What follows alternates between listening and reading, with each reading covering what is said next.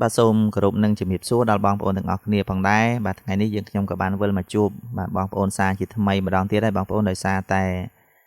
ថ្ងៃនេះផងដែរយើងខ្ញុំក៏បានលើកយកក៏ដូចជាដកស្រង់ទៅនឹងអត្ថបទសុខភាពមួយទៀតដើម្បីចែករំលែកទៅដល់បងប្អូនឲ្យបានដឹងទាក់ទងទៅនឹងអត្ថប្រយោជន៍នៃការបរិភោគចេកខ្ចីបាទអញ្ចឹងបងប្អូនខ្លះក៏គាត់អត់ទាន់ដឹងថាចេកខ្ចីនេះមានអត្ថប្រយោជន៍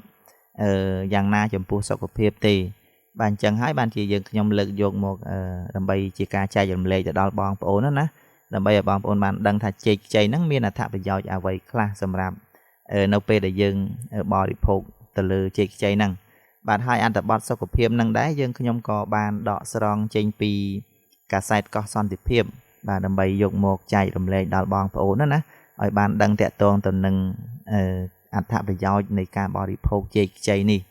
បាទអរគុណហើយចំពោះអត្ថបទនេះយើងខ្ញុំក៏មិនចំណាយពេលយូរទេដើម្បីជាការជំរាបជូនទៅដល់បងប្អូនយើងឲ្យបានដឹង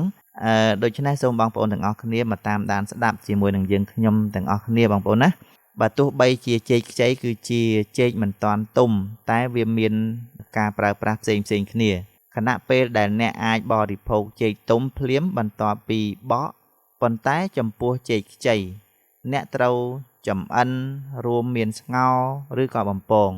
ចេកខ្ចីគឺជាប្រភពនៃកាកសរសៃបើទោះបីជាចេកខ្ចីនេះគឺជាចេកមិនទាន់ទុំតែវាមានការប្រើប្រាស់ផ្សេងគ្នាខណៈដែលអ្នកអាចបរិភោគចេកទុំភ្លាមបន្ទាប់ពីបងប្អូនបកសម្បកវាចេញរួចប៉ុន្តែចំពោះចេកខ្ចីវិញបងប្អូនត្រូវតែចម្អិនរួមទាំងមានស្ងោរឬក៏បំពងបាទបងប្អូនខ្លះគាត់បរិភោគចេកឆៅតែម្ដងចេកខ្ចីគឺជាប្រភពនៃជាតិកាកសរសៃវីតាមីននិងសារធាតុរ៉ែនិងមានជាតិម្សៅដែលអាចជួយគ្រប់គ្រងជាតិស្ករនៅក្នុងឈាមគ្រប់គ្រងទម្ងន់និងបញ្ចុះកម្រិតកូលេស្តេរ៉ុលនៅក្នុងឈាមខាងក្រោមនេះគឺជាអត្ថប្រយោជន៍នៃចេកខ្ចីចំពោះសុខភាពចំណុចទី1ប្រភពនៃជាតិកាកសរសៃចេកខ្ចីគឺជាប្រភពនៃជាតិកាកសរសៃ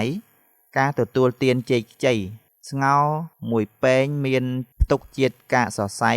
3.4 ក្រាមដែលមានចំនួន 14% នៃតម្លៃដែលត្រូវការប្រចាំថ្ងៃតម្លៃកាកសរសៃដែលត្រូវការប្រចាំថ្ងៃមានចំនួន 2000 កាឡូរីសម្រាប់មនុស្សពេញវ័យដែលត្រូវមានសុខភាពល្អជាតិកាកសរសៃអាចកាត់បន្ថយហានិភ័យនៃការកើតជំងឺទឹកនោមផ្អែមនិងជំងឺបេះដូងលើសពីនេះទៅទៀតជាតិកាកសរសៃនៅក្នុងអាហារបន្ថយការរំលាយអាហារជួយឲ្យអ្នកមានអារម្មណ៍ថាឆ្អែតបានយូរនិងជួយក្នុងការគ្រប់គ្រងទម្ងន់ចំណុចទី2ជាតិប៉ូតាស្យូមខ្ពស់ដូចជាចេកទុំចេកខ្ចីមានបរិមាណជាតិប៉ូតាស្យូមក្នុងកម្រិតមួយខ្ពស់ការទទួលទានចេកខ្ចីស្ងោរមួយពែង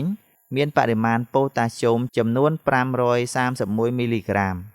ការបរិភោគអាហារដែលមានជាតិប៉ូតាស្យូមខ្ពស់អាចជួយក្នុងការគ្រប់គ្រងសម្ពាធឈាមប៉ុន្តែប្រសិនបើអ្នកមានកម្រិតជាតិប៉ូតាស្យូមក្នុងឈាមខ្ពស់ឬមានជំងឺតម្រងនោមអ្នកគួរពិភាក្សាជាមួយគ្រូពេទ្យរបស់អ្នកដើម្បីកំណត់ពីបរិមាណនៃចេកខ្ចីដែលសមស្របទៅនឹងផែនការរបបអាហាររបស់អ្នកចំណុចទី3វីតាមីន B6 ខ្ពស់ចេកខ្ចីមានបរិមាណវីតាមីន B6 ក្នុងកម្រិតខ្ពស់វីតាមីន B6 ដើរតួនាទីយ៉ាងសំខាន់នៅក្នុងប្រតិកម្មអង់ស៊ីមជាង100នៅក្នុងរាងកាយរបស់អ្នកវាក៏ចាំបាច់សម្រាប់ការបង្កើតអេម៉ូក្លូប៊ីនដែលជាប្រូតេអ៊ីនដឹកនាំអុកស៊ីសែននៅក្នុងរាងកាយរបស់អ្នកលើសពីនេះវីតាមីន B6 ជួយនៅក្នុងការគ្រប់គ្រងជាតិស្ករនៅក្នុងឈាមចំណុចទី4ព្យាបាលជំងឺរាគចេកខ្ចីអាចបង្ការនិងព្យាបាលជំងឺរាគប៉ុន្តែអ្នកត្រូវចម្អិនវាឲ្យបានឆ្អិនល្អមុនពេលបរិភោគជំងឺរាគបង្កឡើងដោយការឆ្លងបាក់តេរីវីរុសឬប៉ារ៉ាស៊ីតរោគសញ្ញានៃជំងឺរាគរូសនឹងរួមមានឈឺក្បាលចង្អោរអស់កម្លាំងរមូលពោះបាទអស់លោកស្រីបងប្អូនទាំងអស់គ្នាបាទនេះគឺជា4ចំណុចនៃអត្ថប្រយោជន៍របស់ចេកខ្ចីបាទនៅពេលបងប្អូនពិសាទៅលើចេកខ្ចីណាគឺមានអត្ថប្រយោជន៍4ចំណុចដោយដែលយើងខ្ញុំបានលើកឡើងឲ្យបងប្អូនបានដឹងហើយអត្ថបទសុខភាពតាក់ទងទៅនឹងអត្ថប្រយោជន៍នៃការបរិភោគចេកខ្ចីនេះគឺយើងខ្ញុំដកស្រង់ពីកាសែតកោះសន្តិភាព បាទដើម្បីជាការចែករំលែកបន្តដើម្បីឲ្យបងប្អូនយើងបានដឹងតាក់ទងទៅនឹងជ័យខ្ចីហ្នឹងគឺមានអត្ថប្រយោជន៍ចំនួន4ចំណុចហ្នឹងបាទអរគុណហើយចំពោះអត្ថបទសុខភាពថ្ងៃនេះយើងខ្ញុំក៏បញ្ចប់ត្រឹមតែប៉ុណ្ណឹងហើយមួយវិញទៀតសម្រាប់បងប្អូនដែលចូលរួមស្ដាប់នៅក្នុង Channel អត្ថប្រយោជន៍របស់យើងខ្ញុំបាទសូមចូលរួមជួយចុច Subscribe ទាំងអស់គ្នាបងប្អូនណាដើម្បីងាយស្រួលនឹងទទួលបានវីដេអូថ្មីៗពី Channel របស់យើងខ្ញុំបាទអរគុណហើយមុននឹងបញ្ចប់យើងខ្ញុំក៏សូមខន្តីអភ័យទោសរាល់កំហុសខុសឆ្គងហើយក៏សូមគោរពជូនពរដល់បងប្អូនទាំងអស់គ្នាឲ្យជួបតែសេចក្តីសុខសេចក្តីចម្រើនគ្រប់ក្រុមគ្រួសារគណៈពេលនេះយើងខ្ញុំសូមអរគុណសូមជម្រាបលា